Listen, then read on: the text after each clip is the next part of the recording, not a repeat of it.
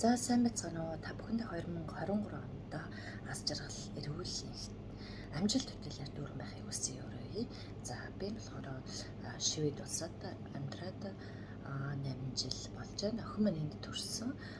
За энэ төрсөн хугацаанаас ахуулаад өдөө хүртэл хүүхдүүдэд одоо ямар ээлтэй нийгэм гэдгийг одоо 1 настай ахлаа 8 нас хүртэл ямар хүүхдүүдэд гоё ээлтэй боломж байх талаар багаар бичлэг хийж оруулъя гэж бодлоо. За Шведэд төрсэн хүүхэд 1 нас хүртлээр одоо аав ээж хоёр нь 6 сараар цалингийнх нь 80% аваад гэртээ ингээд хүүхдээ харах боломжийг олгодог. За аав нь үнэхээр за би одоо ажиллаа хийнэ. Эхнэрлэгөө тэр 6 сараа шилжүүлээ гэх юм бол эхнэр нь жилийн хугацаанд ажил хийхгүйгээр өөрийнхөө 6 сарын мөнгийг аваад төгрөгийнхөө 6 сарын мөнгийг аваад хүүхдээ харах боломжтой байдаг. За Шведэд болохоор хүүхдийг 1 нас хүрэнгүүт нь шууд цэцэрлэгтээ авдаг.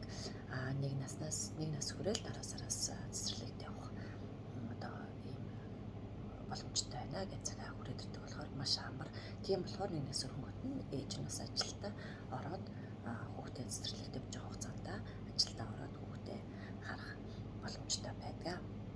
Тэгэхээр энэ бол маш их боломжтой байгаад байгаа. Яг бол цалингийн 80% гэдэг чинь хийж байгаа ажлынхаа авчаасан цалингийнхаа 80% гэдэг чинь хангалттай сайхан одоо хүүхдтэй эрүүлэх одоо ажил төрөлхийн санаа зовхгүй мөнгө төрөг байхгүй санаа зовхгүйгээр сайхан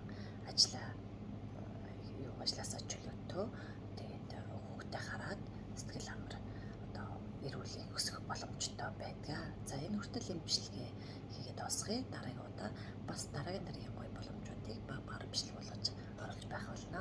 Баярлалаа та бүхэн.